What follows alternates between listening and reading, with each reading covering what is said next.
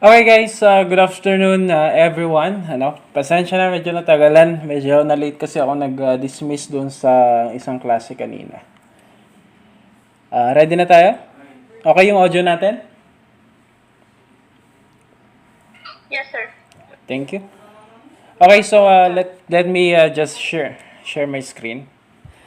So for today's lecture, we will be covering the topic problem-oriented policing. This is already module 4, module 5 by the way. In continuation with our previous lecture, since we discussed problem-oriented policing last meeting, we're going to add this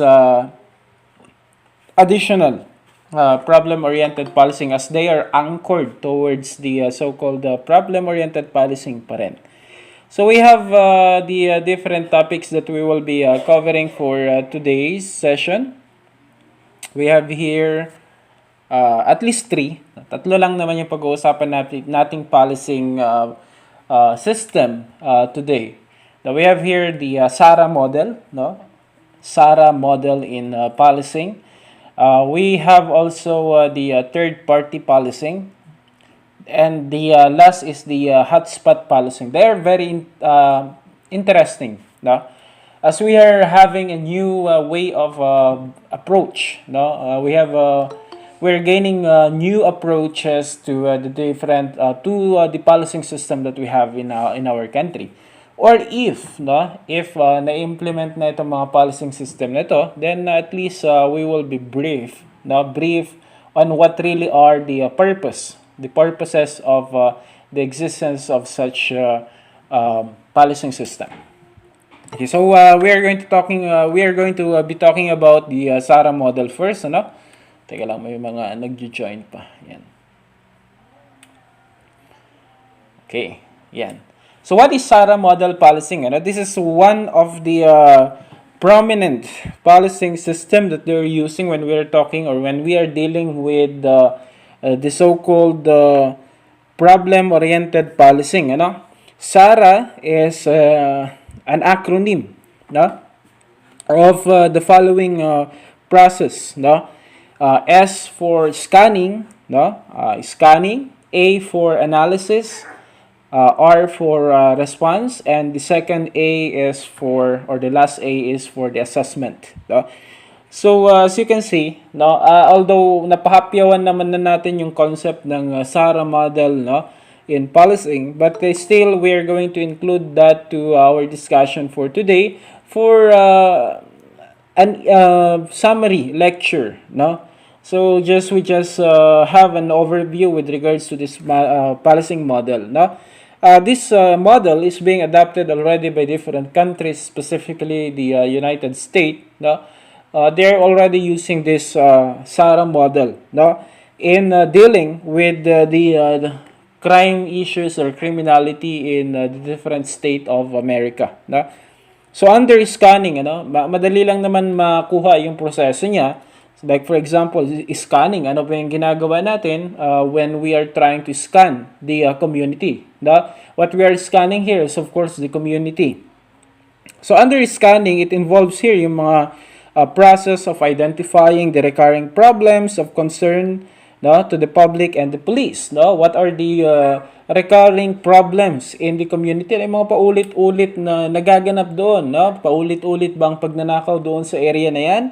No? Paulit-ulit ba ang paglabag sa curfew? Paulit-ulit ba ang drug cases, street crimes, and so on?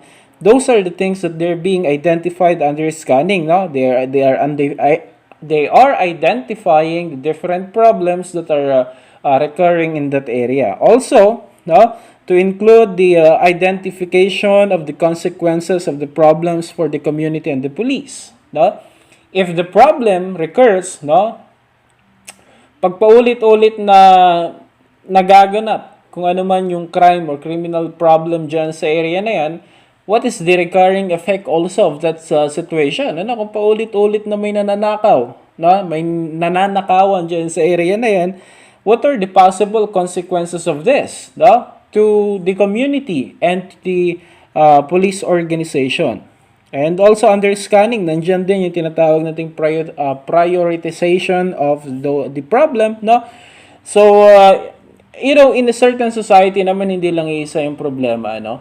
Maraming problema dyan that kailangan nating i-address, but there are those specific problem which should be prioritized, no?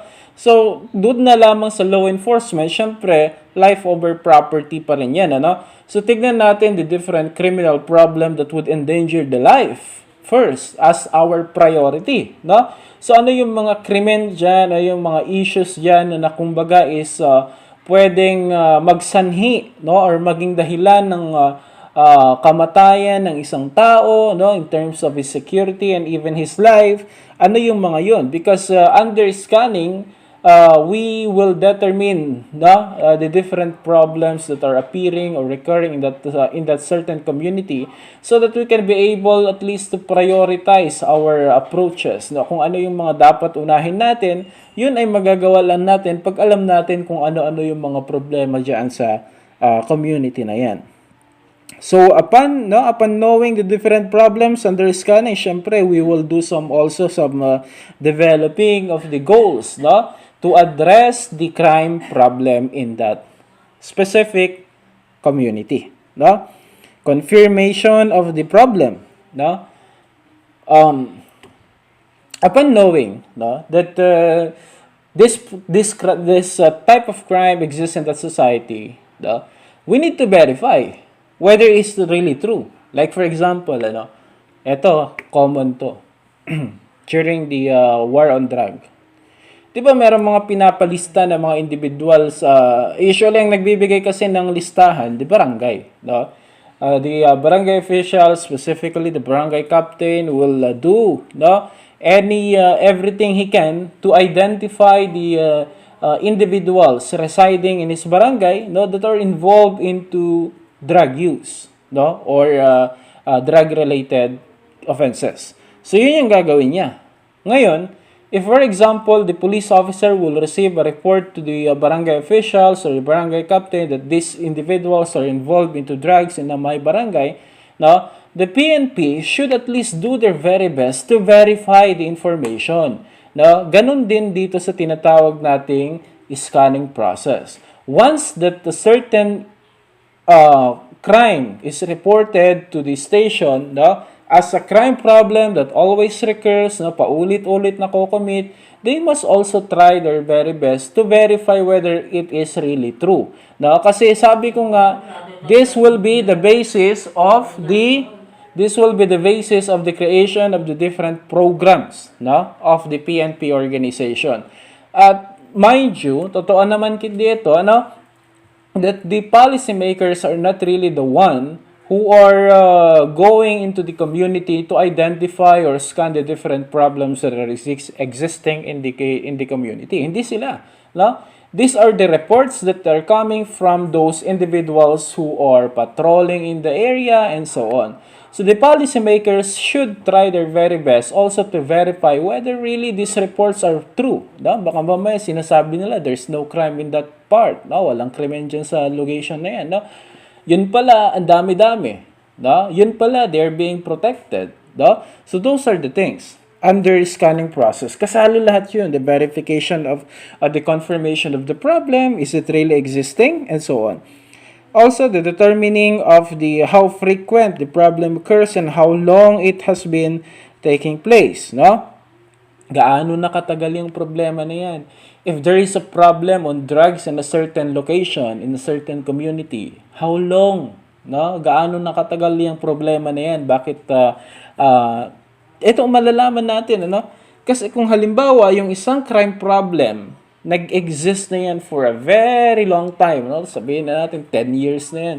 10 years na yung inuman dyan, hindi pa napapasara. 10 years na yung sugalan dyan, hindi pa napapasara. What would be the implication? Na, ano yung implication yan? That it could be possible that somebody is helping them, no? Or protecting them. Again, these are the issues that must be addressed not only by the policymaker, but also by the different individuals residing there in charge of enforcing the law. No? So, there's a lot of things that we can do under the scanning process, no? Ang dami kasi nating pwedeng malaman dito. Kaya nga, we are under the so-called problem-oriented policing. And for us to be able to accurately define or understand the different problems that are existing in the community, we must do a very thorough investigation or analysis on the ground level through scanning process. Ano?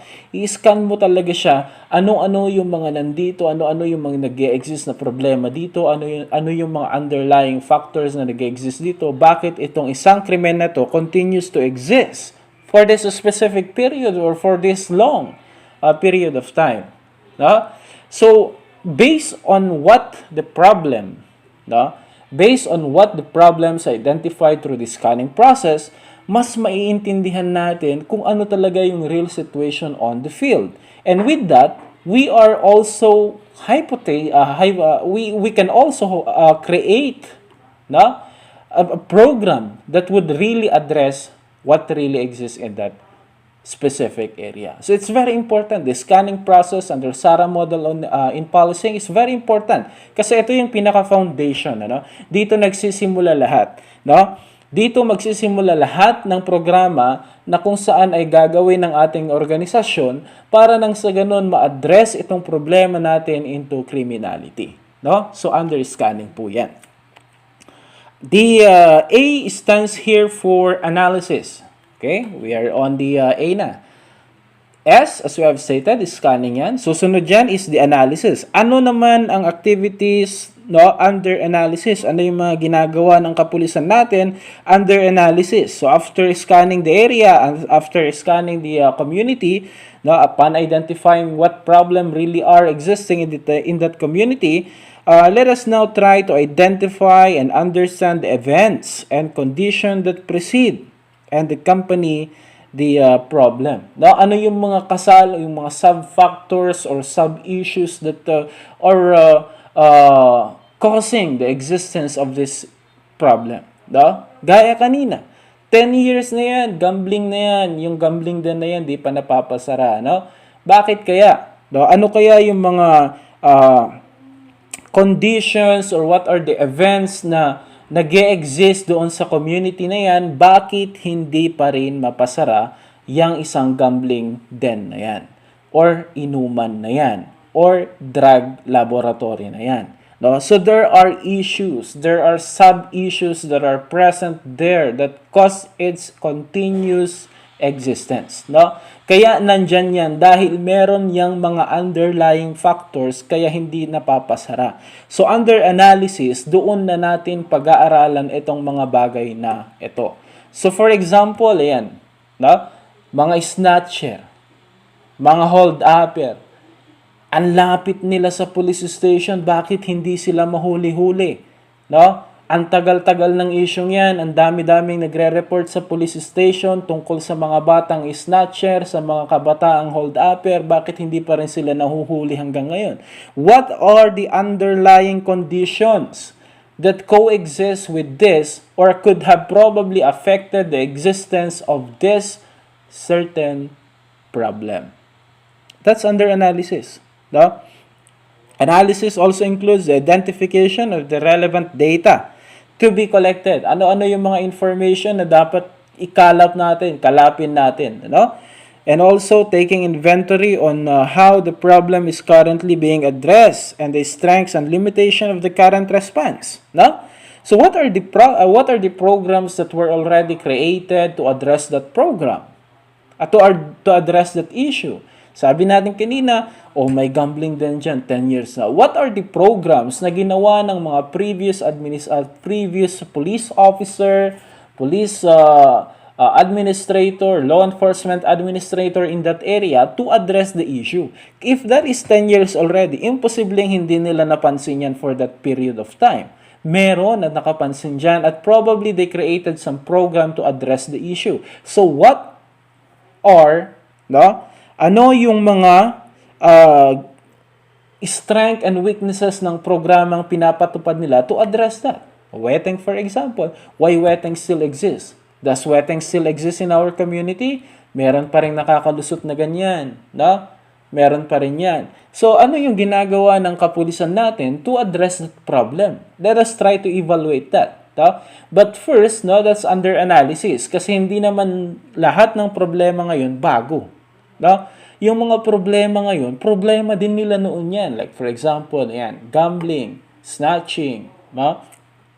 Crimes against property, mga ganun, street crimes.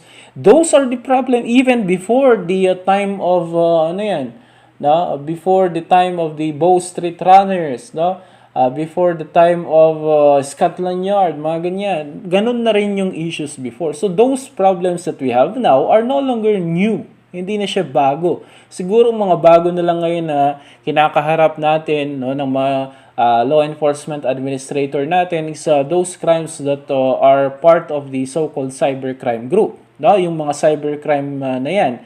Yung mga crime na classified as cybercrime. So, yun yung mga bago. Pero the crimes that we have, yung mga conventional crimes natin, properties, and so on, are no longer new. So, we do not expect that there are no solutions that was proposed or programs that was created to address this. But what really is the effect of the programs na ginagawa nila, bakit ngayon meron pa rin yung problem? So, yun yung kasali din under analysis. Ano?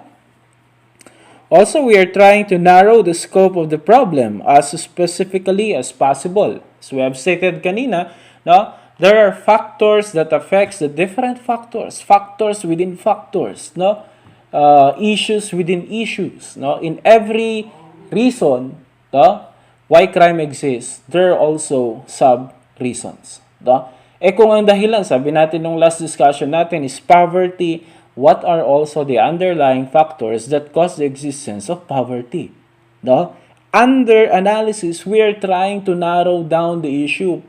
Kumbaga, china-chop-chop natin so that we can understand bits by bits or part by part the issues that really causes the existence of criminality. And by that, we are aiming, of course, to create a program that would address these specific issues or this certain issues that in order for us to incapacitate, no, or prevent the existence of this crime, no. So yun yung ginagawa natin under analysis. Under analysis din kasali dyan yung identification of the resources that may be of assistance in developing deeper understanding of the problem, and also with regards to the development of the working hypothesis, no, about why the problem is occurring. No? So we are already trying to understand what really are causing these things to exist, no? What can we do about it, no? What solution can we propose? What lessons can we learn about the existence of these issues, and many more. That's under analysis, no? Sa response naman, kasi sabi nga natin kanina, scanning focuses on the identification of the problem, analysis, no, focuses and understanding the problem and coming up with the program. No, under response naman, it involves na here the brainstorming for new intervention. So, what will we do about to address a specific issue is already under response. So, for example, you scan the community, you identify that the problems that usually recurs there is crimes against property like theft, robbery, and many more. No? Under analysis, you determine that the real cause of this is that the lack of opportunity, there's lack of a job opportunity for those individuals residing in there, and massive poverty. Yun yung nakikita mong dahilan. No? Under response, you are now going to develop a program that would address the problems that were identified through the scanning process and analysis. No? Searching for what other communities with similar problems have done. That's under the comparative study. Ano? We are going to identify, no, what other communities have the same problem. No? If that's the problem in the Philippines, do the other countries also in our area have the same problem, and what are their solution? No, kumbaga, kokopyahin mo lang, no? Mangongopya ka sa ibang komunidad, mangongopya ka sa ibang lugar, ibang bansa, kung ano yung mga ginagawa nila, no, para i-address yung issues na meron ka nakaparehas sa kanila, no? So that's under the response pa rin yan. Also, we have here choosing an alternative intervention from the different suggestion na kung pwede ay pwede nilang ma-identify. No? Siyempre, under brainstorming, everyone will try to create a program, will try to suggest a certain program that would address the issue. No? Under response, it's now the duty of the law enforcement administrator to choose the best solution or the best remedy for the existence of such problem. No? Outlining a resource plan and identifying the responsible parties. We are talking about the assignment of the different duties that are present with the coming up with a response or program. No? Like for example, you identify the problema pala dyan is employment. So what can you do?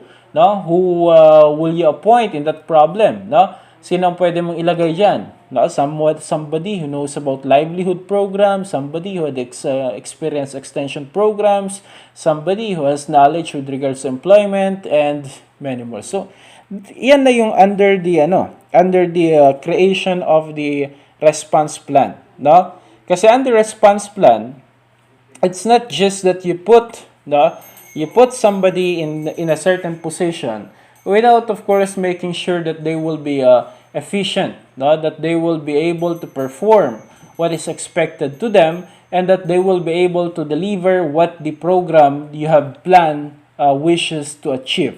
No? That's under response pa rin. Okay?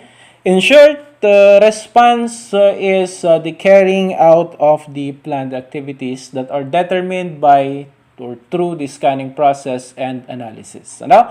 Ito na yung kumbaga is pagsasakatuparan ng mga programa, no, na lumabas or na plano under the analysis, no, under or based from the problem cited through the scanning process. Okay? A here, the last A, refers to assessment, as we have stated. Assessment is involved in determining whether the plan was implemented, no? Na-implement ba yung plano? Like for example, you created a certain program that will address gambling, no? Gumawa ka ng ordinance, gumawa ka ng regulation related to gambling. Question is, na-implement ba nila? No? Pinatupad ba nila? So that's under assessment. You're trying to identify whether the program that you had planned or created had created an impact to the community, or even kahit man lang siguro na-implement siya. At kung na-implement siya, what is the impact of such program to the community? No? Under assessment, kasali din dyan the collection of pre- and post-response qualitative and quantitative data. No? Under the determination of implementation, no? Kasali na rin yan. Pag sinasabi natin implementation, we always talk also about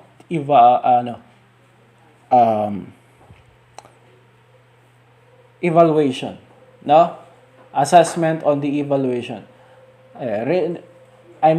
Evaluation. Evaluation mismo. Redundant siya. Okay, so kapag na-implement ang isang program, no, if you had already determined that the program that you had planned, that you had created to address the issue was implemented, what's next? Ano ang susunod dyan? Of course, the collection of pre- and post-response. No? What the community, what are the response of the community? How they are viewing, no, the implementation of such program. Was it effective? Was it not? No? Naging epektibo ba ang pag-implement nila ng program? Na-commit ba nila or naabot ba nila yung plano? Yung balak ng programang yan, yung aim ng programang yan, or so on. If not, then there is a problem. That's why we have analysis. In case that the program did not succeed, then at least we can learn from that and better create be a basis for the creation of a better program. Ano? Diba kung pumalpak yung unang programa mo, it's not bad at all. Ano? Pumalpak siya, no? Pwedeng that is already the basis of improvement and which is very beneficial. No? We learn from our experience. Pag pumalpak yung ating unang programa, what did we learn? And we should include that, no, to the next program that we will be creating, hoping that it will be successful already. Okay? Under assessment, kasali rin dito yung pag-identify of a new strategies needed to augment the original plan. Na? When you are creating kasi, when you are assessing, knowing the assuming that there is already an existing program na meron na silang programang pinatupad, like for example the Tokhang, that's a program. Ano yung ina-address niya? Issues on drugs, no? It aims to minimize or reduce or eradicate drug users, no? Rehabilitate them, no? Catch all the drug lords and so on. Yan yung pinaka punto niyan. Although it is a very sympathetic approach kasi sabi nga it should not be like that, ano? Napakaganda nga actually ng idea ng Tokhang na yan kasi people or the police officers will be visiting individuals, ano? Identified as a drug user, drug pusher, and so on, no? And they will be given some, lecture, no? Or hindi kaya pagsabihan sila that they need already to subject themselves to rehabilitation programs, no? If not, they will be arrested and they will be imprisoned and they will still undergo rehabilitation programs. So they are given option. Bibigyan sila ng option. However, what do you think are the issues, no, na lumabas? Kaya medyo pumangit yung imahe, no? Kaya nga iba ngayon, natatakot na from the word Tokhang pa lang, natatakot na sila. Why? No? There are issues here na pwede nating makita at pwedeng maging ground for improvement. No? If the next president will still need to address, no, or kailangan niya, or kung gugustuhin niyang ituloy ang drug war, no, ano yung mga pwede niyang baguhin under the existing program that addresses criminality? Ano yung mga nakikita niya magandang gawin? So that's the essence of assessment, ano? Because if we have basis, then still, no, mas madali na tayong makakreate ng program kung meron na tayong pinagbabasehan. Especially if the data that are present there are actually accurate and present really. No? So madali na lang tayong makaka-create ng mga programs natin that will address the issues on policing. Okay? Lastly, the conduct of ongoing assessment to ensure the continued effectiveness. So lahat ng programang ini-implement natin, whether that's targeting the criminals or targeting the drug users or targeting the ordinary issues like for example jaywalking, mga ganon, traffic violation and so on. Still, that is important under assessment, no? Every crime that is being committed has its own effect, no? And most likely its negative effect. Kahit gaano kaliit yung isang krimen, hindi mo pwedeng baliwalain yan. You may need to prioritize but do not disregard no matter what, no? Kahit napakaliit na issue siya, napakaliit na krimen na yan, do not disregard. Kasi every big issue started with a small one. Na lahat yan nagsimula sa maliit. No, halimbawa, hindi mo pinapansin yung mga kabataang nakatambay-tambay dyan sa kanto, yun pala, paglaki nila, na-involve na yan sa mga gangs, na-involve na yan into drug addiction, na-involve na yan into, substance abuse, na-involve na yan sa property crimes like pang-hold up, pambubugbog, pagpatay, and so on. There are a lot of things that we should pay attention to in our society. No? Hindi kasi siya nag-appear as it is. Yung mga maliliit na bagay na yan, those could significantly affect the peace and order of our community if they are left unchecked. Okay? So that's the SARA model. Now, I do hope madali lang magets. Scanning, identification of the problem, analysis, understanding the problem and making a solution, response, the application of the programs created under analysis, assessment, the verification, or checking on the implementation and effectiveness of the program that was implemented. That's the SARA model. Okay? Next. By the way, if you have question there, don't forget or don't hesitate to interrupt.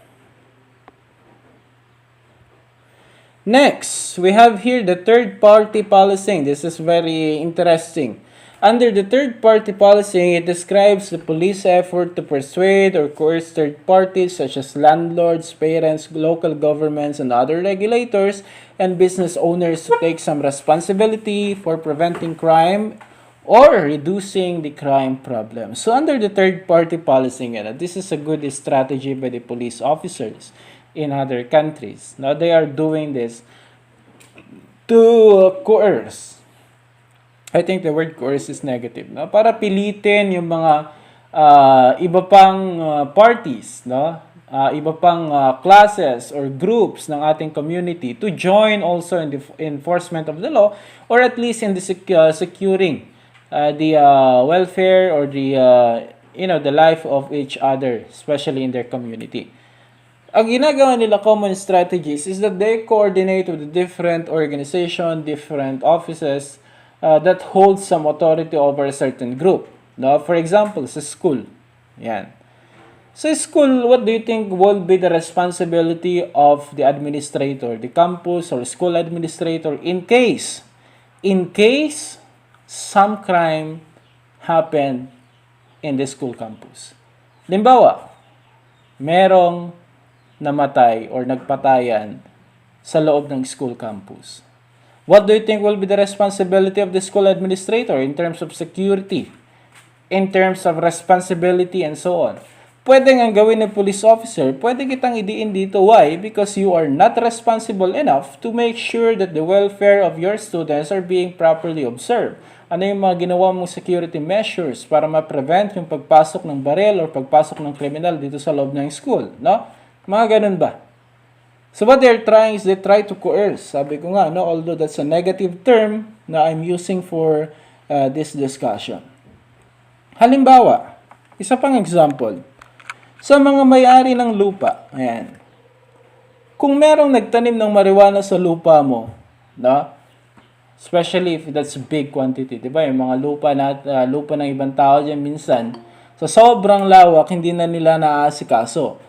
Minsan, may mga ibang tao naman dyan, pumupunta, sila na nagtatanim. Paano kung may nagtanim ng marijuana dyan? Don't you know that you can be held responsible if you cannot prove that you are innocent therein? No? Diba, si Mr. Pedro, merong 1 hektarya sa kanilang bukirin na hindi niya ginagalaw. No? Hindi siya pumupunta doon, hindi niya binibisita. Yun pala, pinagtaniman na ng mga marijuana ng mga grupo, ng mga rebelding grupo, no, o hindi kaya mga pribadong individual na gustong kumita sa pagtatanim ng marijuana. Ngayon, nagkaroon ng raid, no? Nahuli yung mga kriminal doon, nahuli yung mga pananim nilang ang dami-dami. Syempre, under the process of investigation, aalamin kung sino ang may lupa doon sa crime scene, no? Kung saan nahuli, nakita yung mga tanim ng marijuana, aalamin nila kung sino may lupa dyan. You will be involved. Isasali ka nila dyan. Na bakit hindi mo kasi tinitignan? The police officer can do that. No? You will be equally responsible because lupa mo kung saan nakita. Ibig sabihin, kung tinanim nila sa lupa mo, lupang pagmamayari mo, pinayagan mo. That's the implication, no? So, as to avoid that, no, itong mga parties na ito should be involved also in the protection of their rights. Like, for example, a business owner.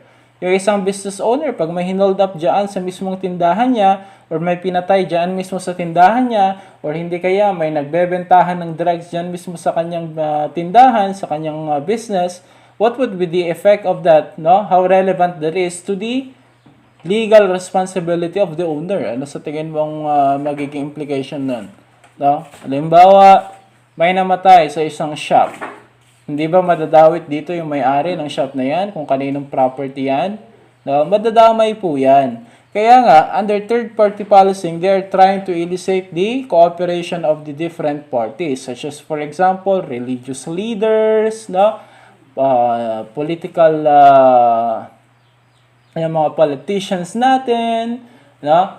Yung mga business owners, yung mga school administrators, and other agencies because they have something to do with the existence of criminality and they will share equal responsibility in case crime will happen within their watch or within their registered properties. So that's really a good strategy.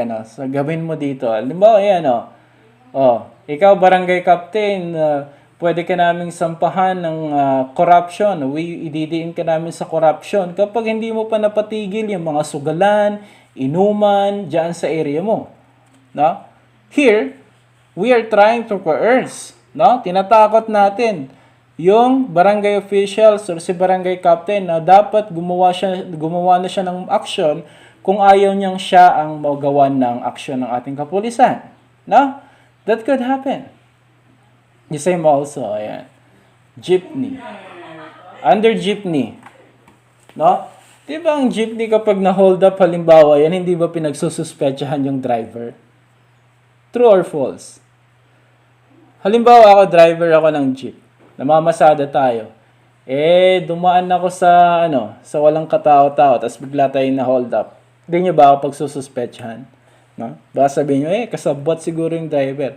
That's true. Kaya lahat tayo that are in charge of the welfare of each and everyone, no, kahit maliit ka, no, kahit hindi naman ganun karami ang hinahawakan mo, no, we should share equal responsibility in making sure that we are protecting the security of each and every individual. Ang pagprotekta kasi sa ating kapakanan, sa ating mga properties, ay hindi lang dapat nakaasa sa balikat ng ating kapulisan. No? We should share the equal responsibility towards it. Ano? Pamamahay mo yan, protect it. No? Neighborhood mo yan, try to organize and protect it also. School or paaralan mo yan, no? Sasakyan mo yan, try to make sure that everyone who would be under your custody or, nasa pangangalaga mo, or under your guardianship, should not be endangered. No? Because if they will be endangered, then you share equal responsibility for such. That's under the third-party policy. No? Napakaganda. The involvement of the different parties. No? Even, mga ordinary citizens, pwede nating isali dito. Basta ang idea kasi is the creation of the guardianship. No? Towards a certain location, towards a certain properties, and so on. And of course, sabi nga natin, if you have authority over somebody, then you have a responsibility. No? Yan. A good example, sige, last na tong example. Sa mga remittance center, di ba, we have the anti-money laundering, yan. Ito napapansin ko, one remittance center, napakadaling kumuha ng pera dyan. Even if wala kang ID, even if wala kang proper identification, they're not going to ask you kung saan galing, sino nagpadala, kaano-ano mo yung nagpadala, and so on. Sa mga ganyang business, they are prone to so-called, money laundering. No? What if yung mga pera pa lang kinukuha dyan ng isang tao, no, hindi mo naman halimbawa, si Pedro, araw-araw kumukuha ng 100,000. No? Araw-araw pumupunta sa inyo dyan, kumukuha ng 100,000.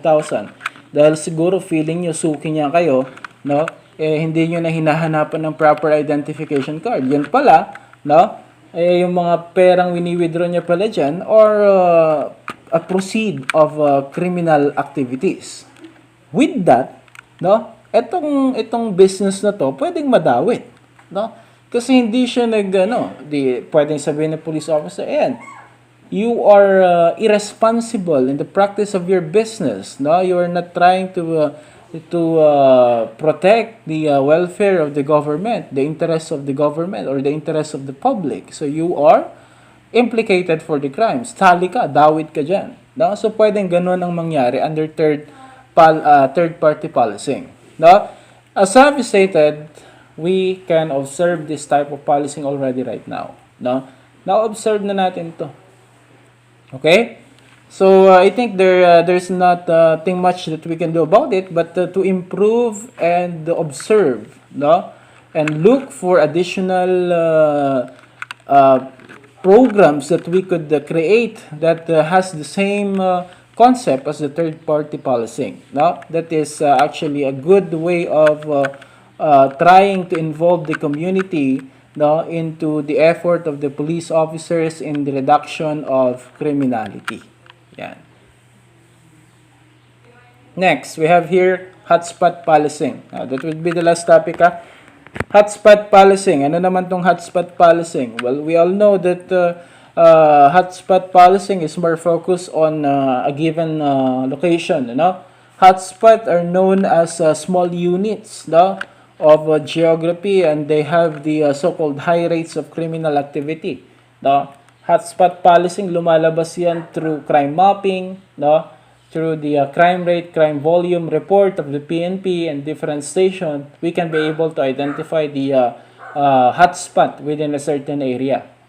For example, in Jones, Isabela, where's the hotspot of criminality there? Alam nyo ba? Nasaan dyan yung hotspot? Asan dyan yung palagiang maraming crime na nakocommit? Is it doon sa pinakasentro or doon sa mga liblib na mga lugar? Isabela, where's the hotspot of criminality here? Depende kung anong crime yan. Is it against property? Is it against terrorism, rebellion, and whatsoever? Meron tayong mga iba't ibang hotspot doon sa area. Basta pag sinabi nating hotspot, ibig sabihin doon nakafocus kasi or doon maraming crime na nakocommit. And with that, we should try to develop also a so-called hotspot policing where we are targeting a specific areas and we are trying to enforce stricter rules there. We are trying to deploy unusual number of police officers there to address the problem. Hotspot policing sometimes is referred as the place-based policing. And it covers a range of police responses that all have in common focus of resources on the location where crime is highly concentrated. So ano-ano yung mga dapat natin gawin whenever we identified already the hotspot or crime hotspot within a certain area? Ano yung pwede natin gawin to address the issue? Kasi baka mamaya sabihin, so what if Jones Isabela yung hotspot of criminal activity sa buong Isabela? What can we do? Ano yung pwede natin gawin? Anong program pwede natin i-create or suggest para ma-address yung issue na to? So the police officers should at least be doing the following anti-crime hotspot policies or activities. Number 1, increase patrol time. Yung pagdadagdag ng oras na ginugugol ng mga kapulisan natin sa pagpapatrol. Ano ba yung ideal? Ideal time spent in hotspot. The ideal time spent in hotspot should be at least nasa 14 to 15 minutes nandyan ka sa area na yan.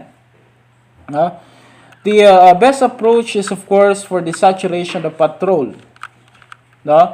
Saturation means you are going to deploy a large number of police officer within that area para nang sa ganun na the police presence, when the police presence is strong, criminals are weak. Even the presence of criminals are weak. Di ba meron tayong kasabihan na kapag wala ang pusa, naglalaro ang daga. Pag nandyan ang pusa, nakatago ang mga daga. So we can apply that also to criminal versus police officer. If we're going to deploy a lot of police officer in the crime hotspot, the possibility is that it will reduce the existence of criminals within that area, which will then result into the reduction of crime committed in that specific area. So that's under the saturation. Sabi pa dito, spending about 15 minutes in each hotspot and moving from hotspot to hotspot in an unpredictable order so that the potential offenders recognize a greater cost of offending in these areas because police officer could increase at any moment. So, by the presence of the police officers, matatakot naman ngayon yung ating mga criminal or yung mga criminal na to commit their crime or commit their intent. Especially if the police officer's presence or unpredictable, bigla na lang, minsan madami sila, mamaya wala sila, tapos bigla na naman susulpot sila. So, kumbaga, itong mga criminal na to, magdadalawang isip. Baka mamaya sabihin nila, nandyan lang yan, baka nakatago lang yan. So, hindi tayo magko-commit ng crime. Okay? Effective. But ano lang yan? Later on, titignan natin yung loopholes naman yan.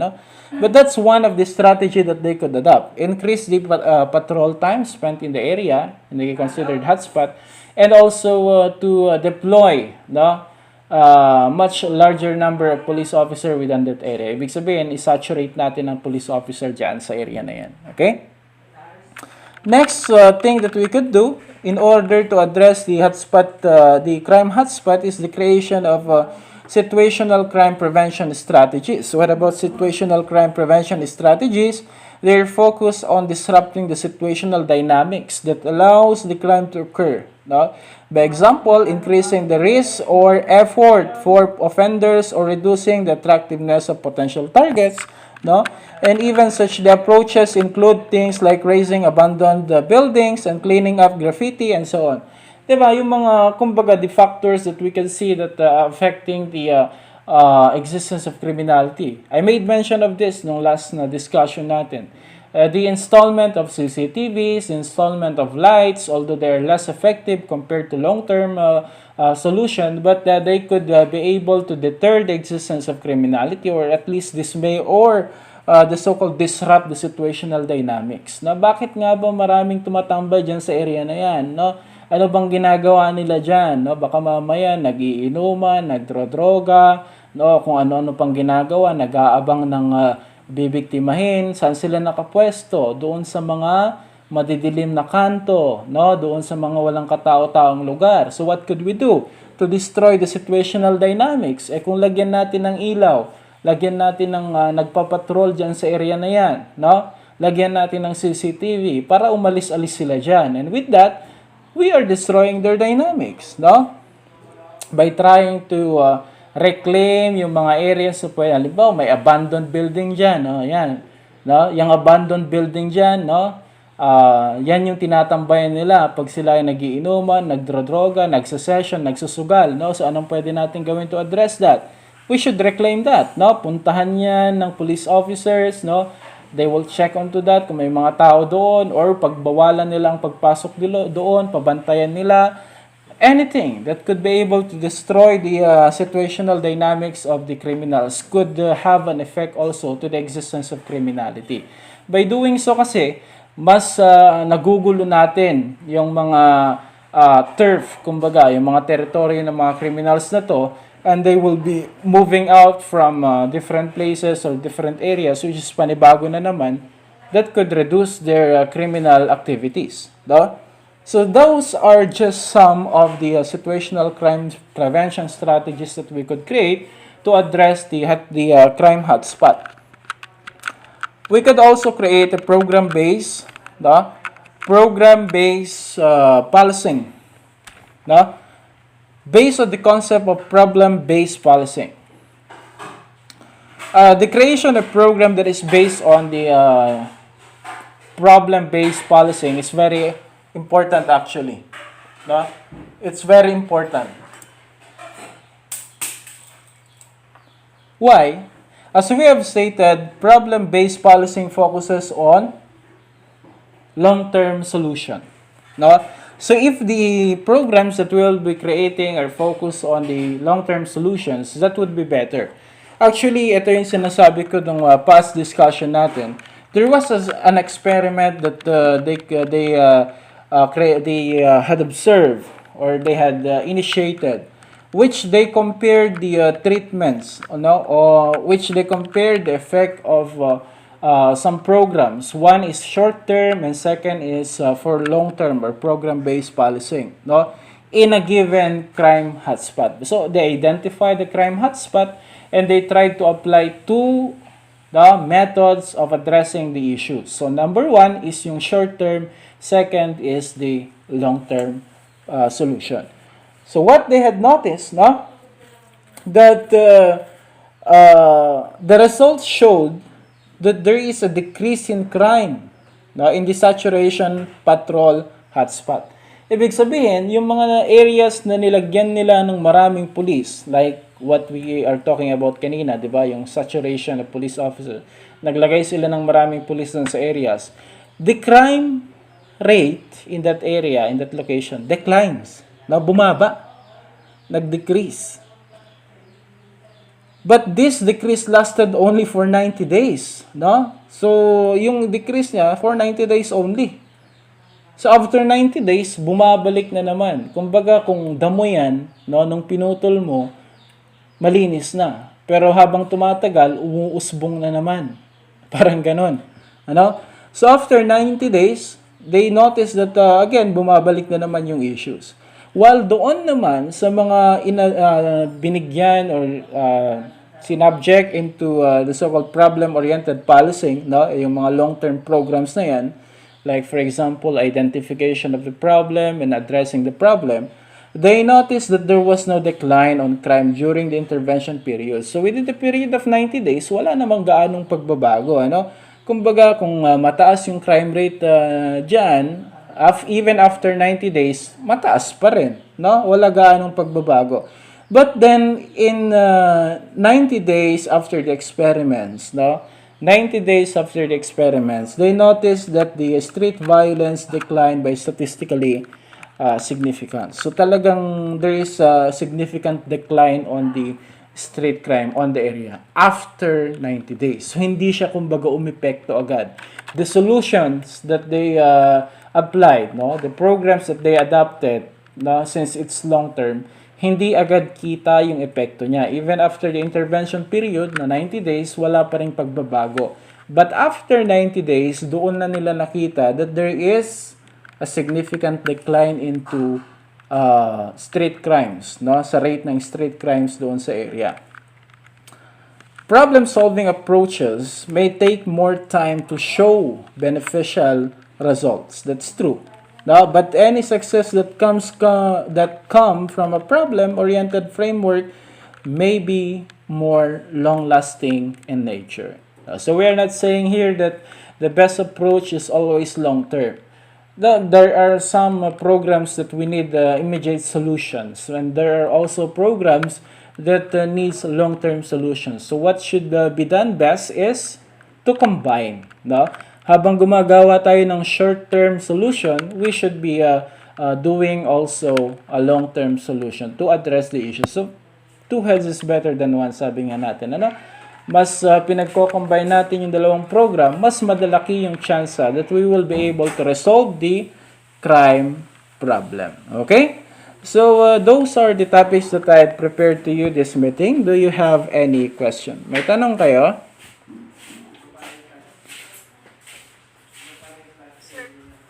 Yes? Regarding po dun sa third-party policy, sir, hindi po ba magiging humane yun kapag pinilit mo yung third party? Yes. Hindi. I know I use the term coerce. No? Definitely coerce. Pero talagang merong shared responsibility, ano? Hindi naman to the point that I'm going to sorry for the term coerce, ano. Yun kasi yung ginamit kong term. Merong better term for that, no? Which is ang pinaka point kasi neto is that there is a shared responsibility between those different individuals, different how do you call this, groups or associations to their community. Ang ginagawa lang ng kapulisan dito is pinapasa nila yung responsibilidad na yun sa kanila.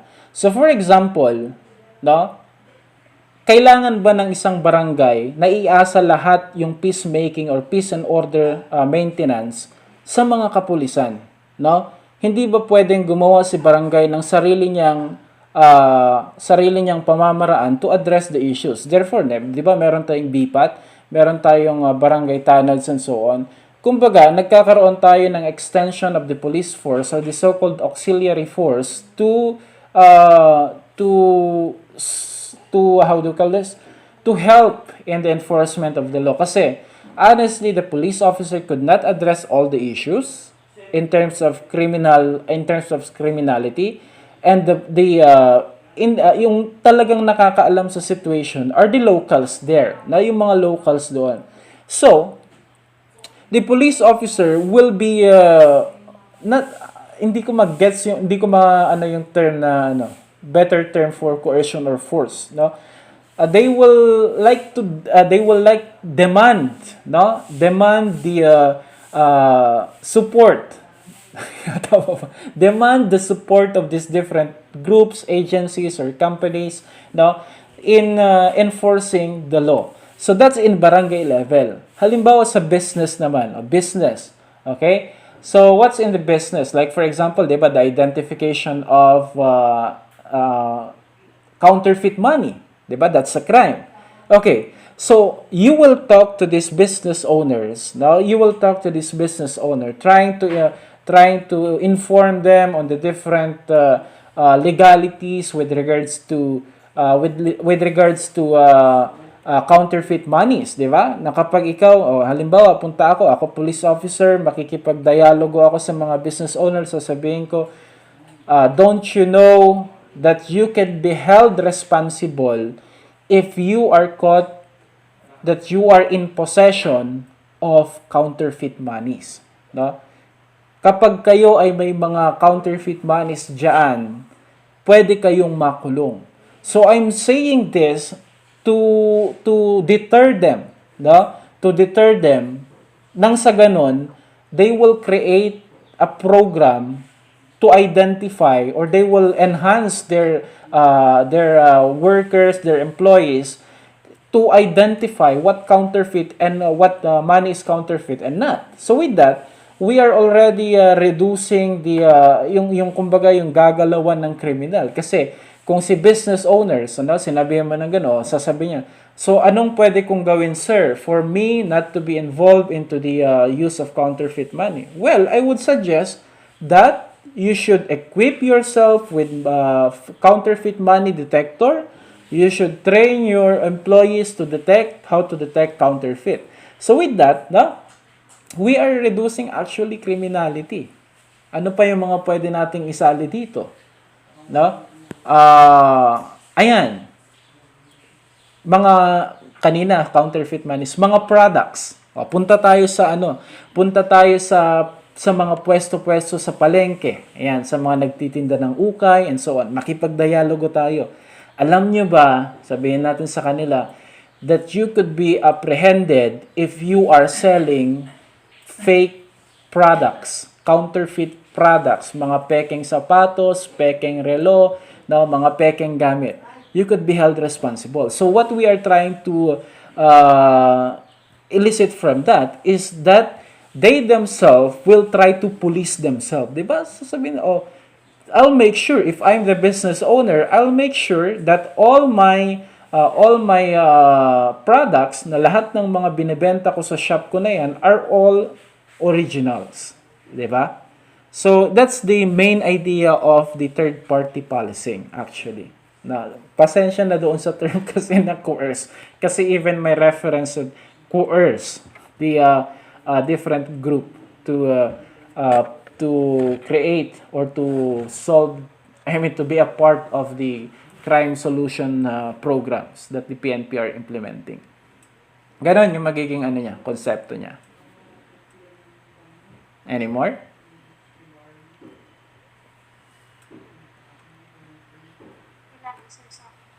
Okay. Sa iba, meron pa?